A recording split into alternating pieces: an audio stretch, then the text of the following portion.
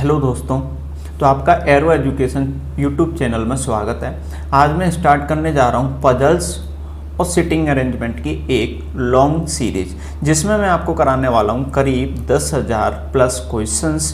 ठीक है, ये जो क्वेश्चंस रहेंगे ये नॉर्मली बैंकिंग के एग्ज़ाम के लिए, एसएससी के एग्ज़ाम के लिए या अदर एग्ज़ाम जिनमें सब में रीजनिंग आती है उन सब के लिए रहेंगे। जो लेवल रहेगा ये कैसा रहेगा ये मैं आपको अभी बताता हूँ।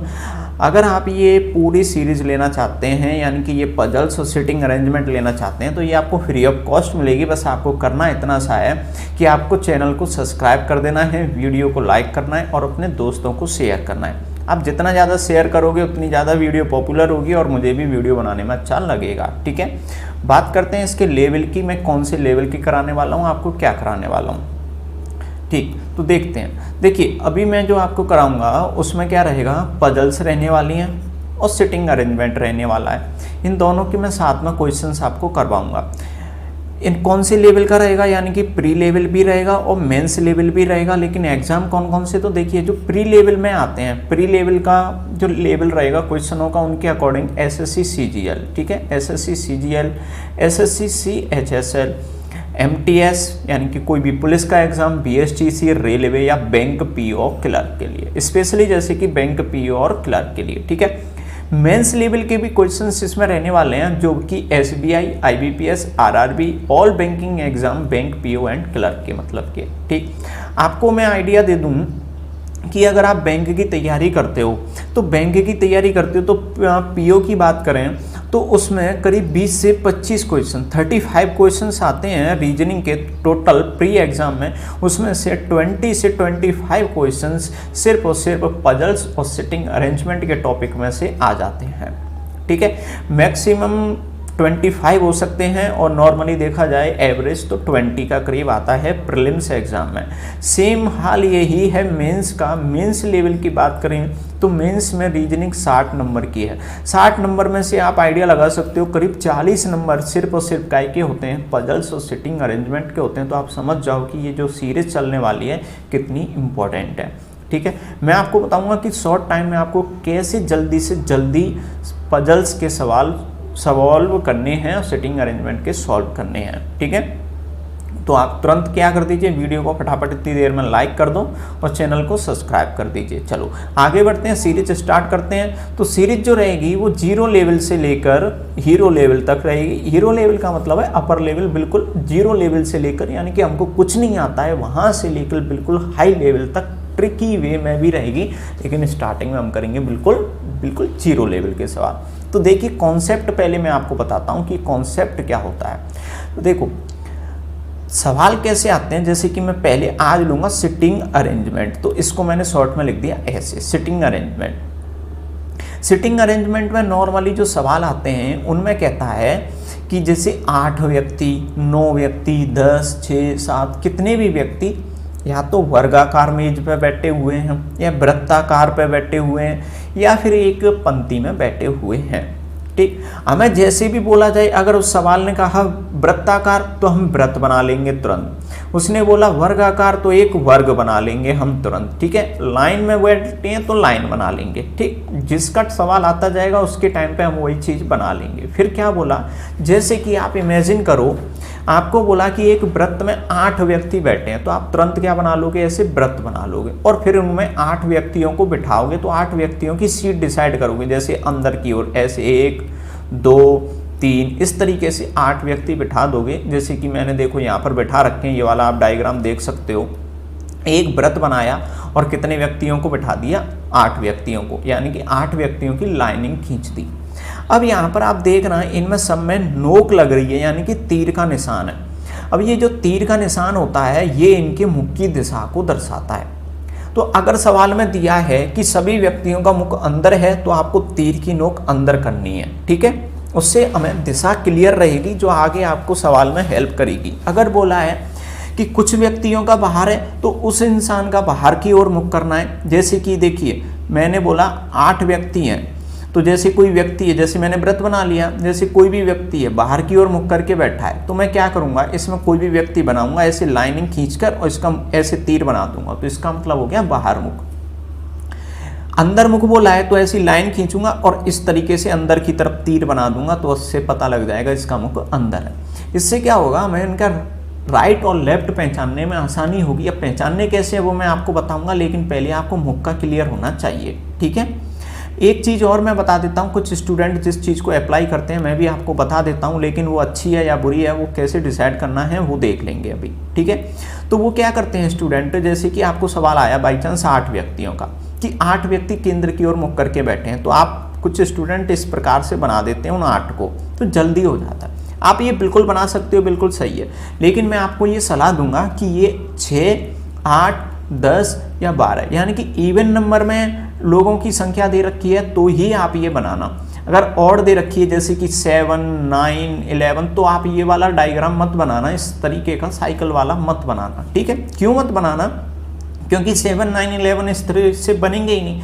फिर कुछ स्टूडेंट का मन में आता है कि सर एक को हम छोड़ देंगे, जैसे 10 बना लो, 9 की जरूरत है तो 10 बना लो, एक को छोड़ दो। अरे छोड़ तो दोगे, लेकिन जल्दबाजी में क्या होता है कभी कभी ये काउंट हो जाता है, तो हम रिस्क ऐसी ले ही क्यों। हम इस तरीके से बनाएंगे जो मैंने यहाँ पर बना रखा है, इस पर मैं क्लिक कर रहा हूँ, इस पर ये वाला हम बनाएंगे। समझ में आया क्या बनाना होता है आपको, इस तरीके से बनाना है, ठीक है। जिसका मुख अंदर है, अंदर की ओर तीर का निशान लगा दो, बाहर है उसको बाहर की तरफ लगा दो, इतना आप कर लोगे उम्मीद है, ठीक है।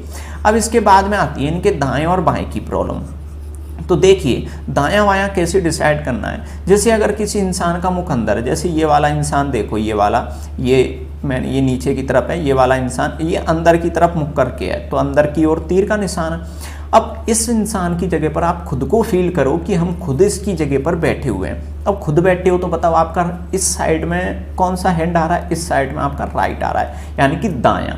हिंदी में क्या बोलेंगे, दायां, ठीक है। इस साइड में आपका आ रहा है लेफ्ट, यानी कि हिंदी में क्या बोलेंगे आप, बायां। इतना समझ में आता है, ठीक है। खुद को फील करो। अब जैसे कि मैं इंसान यहाँ पर फील करता हूँ, देखो यहाँ पर कोई इंसान बैठा है, ठीक है, यहाँ पर बैठा है, तो इसका राइट किधर आएगा, नीचे की तरफ में राइट है, समझ में आ रहा है। ऊपर की तरफ में कौन सा है, लेफ्ट है, क्लियर। अब ये ऊपर वाला इंसान देखो सबसे ऊपर बैठा है, ये अंदर की तरफ मुख करके बैठा है, ये नीचे की तरफ ऐसे देख रहा है। अब ये ऐसे देख रहा है तो बताओ इसका मुख किधर होगा, तो देखो ये नीचे देख रहा है तो इस साइड में इसका कौन सा आ रहा है, राइट आ रहा है, और इस साइड में कौन सा आ रहा है, लेफ्ट आ रहा है। ये आपको डिसाइड करना है। अब मान लीजिए कोई इंसान यहाँ पर बैठा है, बाई चांस यहाँ पर बैठा है, लेकिन इस बार मैं बाहर की डायरेक्शन बना देता हूँ, यानी कि मुख किधर बना देता हूँ, बाहर। तो देखो ऐसे बाई चांस जैसे बाहर की ओर मुख है, जैसे ऐसे बाहर की ओर मुख है, तो बताओ इसका राइट किधर आएगा, इसका राइट नीचे आएगा, और लेफ्ट कौन सी तरफ में जाएगा, ऊपर, ठीक है। खुद को फील करो इसकी जगह पर, तो आप ये क्लियर पहचान पाओगे। जैसे कि देखो मैं इस वाले डायग्राम में बनाता हूँ, बाई चांस मैंने माना ये वाला इंसान जो मैं डार्ट कर रहा हूँ ये बाहर की ओर मुख है, तो बताओ इसका ये बाहर की ओर देख रहा है, तो राइट कौन सी साइड में आएगा, नीचे आएगा, ठीक है। लेफ्ट किधर आएगा, ऊपर आएगा।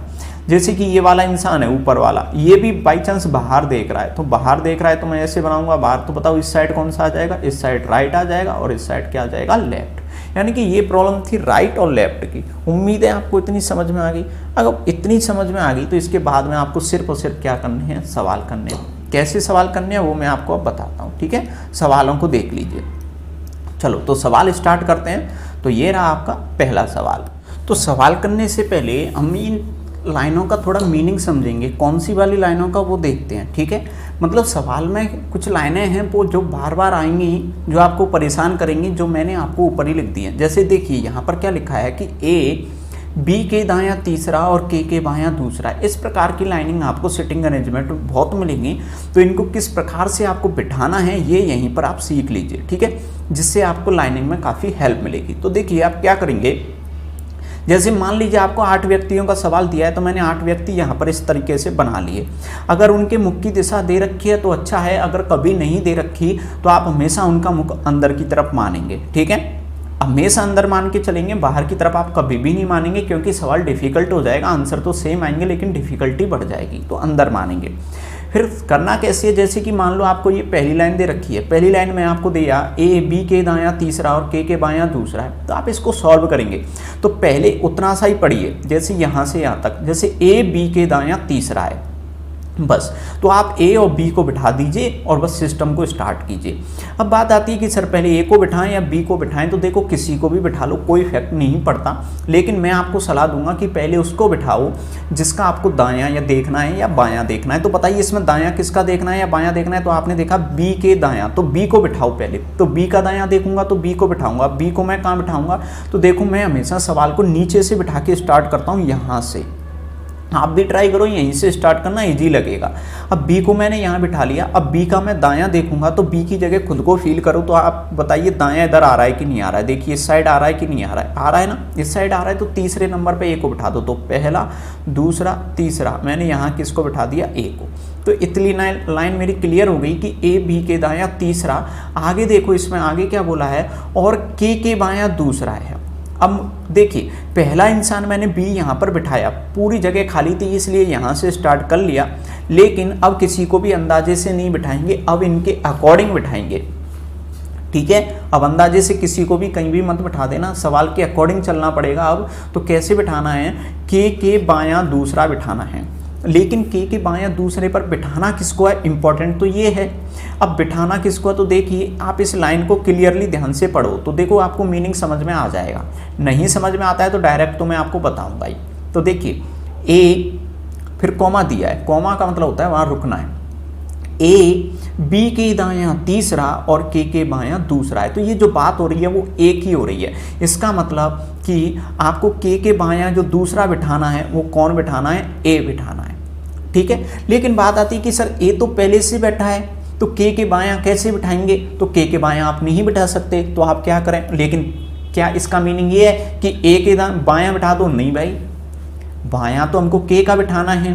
तो देखो सवाल ये बन गया कि के बाएं दूसरा कौन बैठेगा? ए बैठेगा। ये बन गया।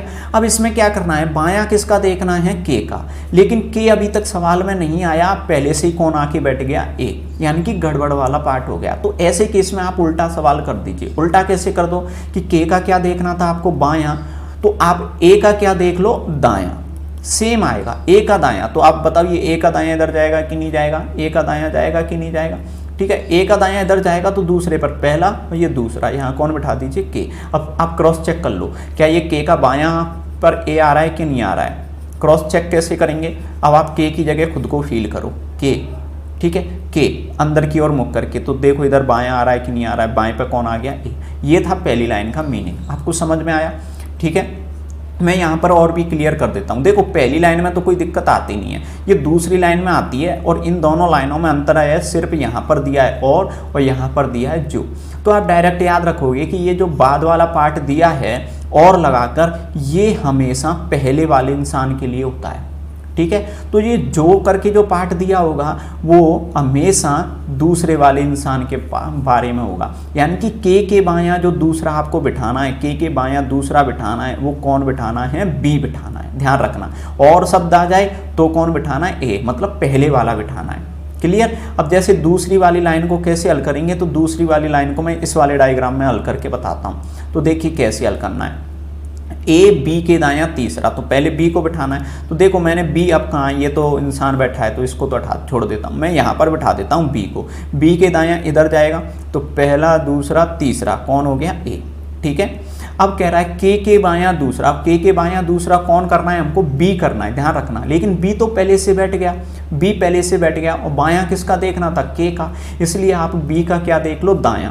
बी का दायां इस तरफ ही है पहला, और दूसरा यहाँ कौन कर दो? के। बस हो गया। इस तरीके से आपको ये बिठाना था, यानी कि इसमें और इसमें आपको अंतर समझ आया, यानी कि सिर्फ एक वर्ड और जो, इससे इतने सवाल पर फर्क पड़ जाता है। ठीक है, क्लियर? अब सवाल स्टार्ट करते हैं।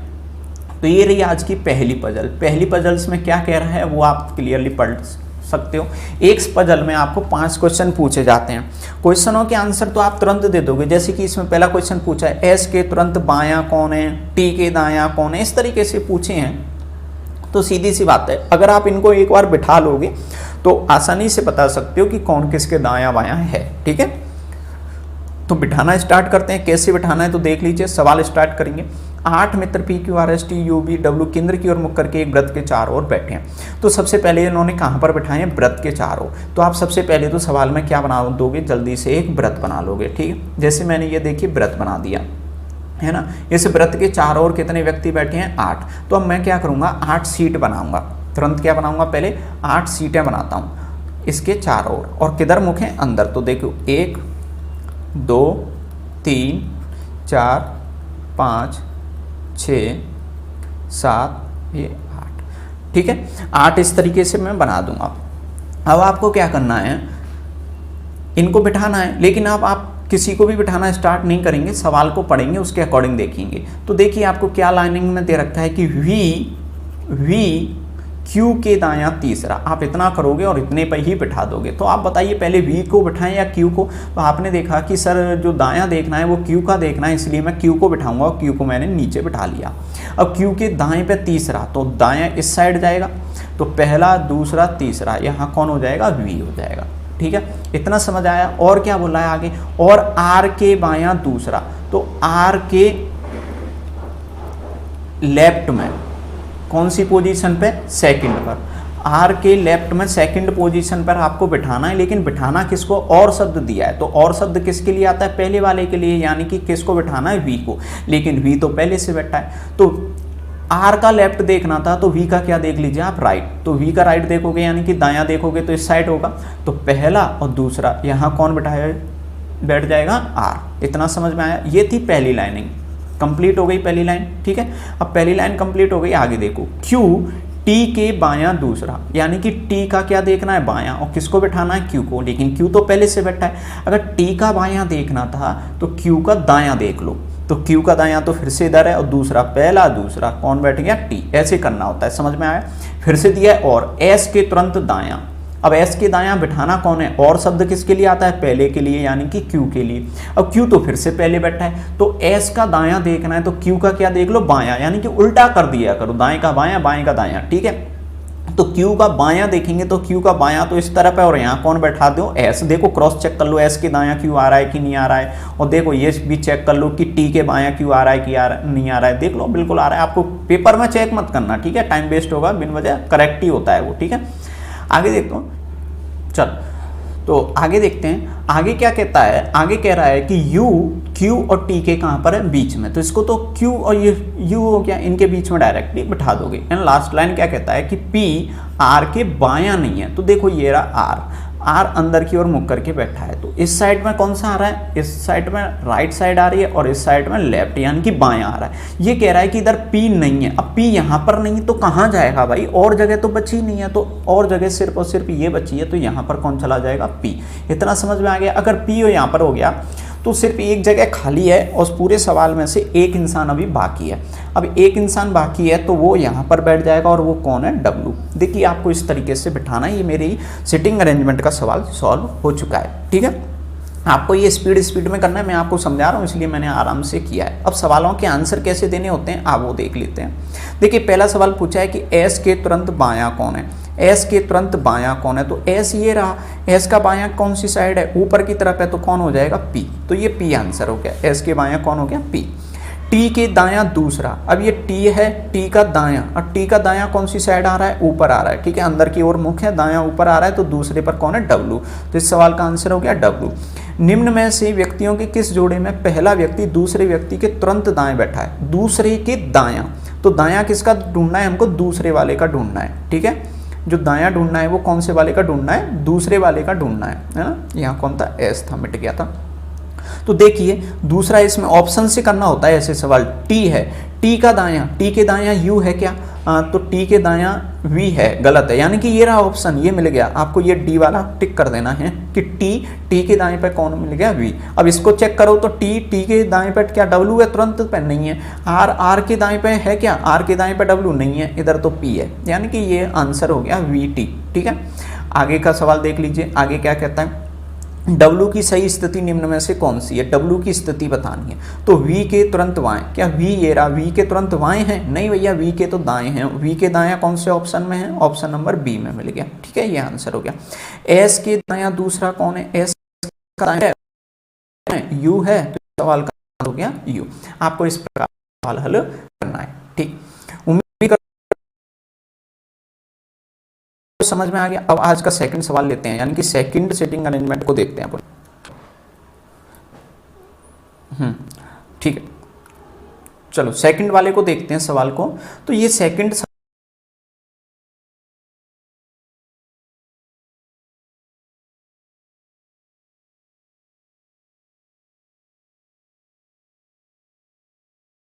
सवाल ये दे रखा है 6 से लेकर 10 तक हैं, इतने सारे क्वेश्चंस हैं, इसमें सिर्फ 5 क्वेश्चंस हैं, इसको आप सॉल्व करेंगे। ठीक है, अगर आपको वीडियो ये पसंद आई है तो आप जल्दी से तो क्या कर दीजिए, वीडियो को लाइक कर दो, और कम से कम नहीं तो अपने 10 फ्रेंडों को तो शेयर कर ही सकते हो। शेयर करने के बाद में आप खुद भी चैनल को सब्सक्राइब कर दीजिए और अपने दोस्तों को भी बोल दीजिए सब्सक्राइब का। ठीक है, अब आप ये कंटिन्यू सीरीज चाहते हो नहीं चाहते हो, अगर ये चाहते हो तो आपको क्या करना है कि 6, 7, 8, 9, 10 इन सवालों के आंसर मुझे कमेंट में लिखने हैं। जैसे लिखना आपको क्या है कि जैसे 6 का आंसर बाई चांस ए आया तो आप ए कर देना, 6A, ऐसे 7B, 8C जो भी है वहाँ पर लिख देना। इस तरीके से आपको लिख के मुझे कमेंट बॉक्स में बताने हैं। ठीक है, और इस सवाल को मैं करवाऊँगा आपको कल की क्लास में। अगर क्लास पसंद आपको क्या करना है आप जानते हो अच्छे से। चलो मिलते हैं कल की क्लास में।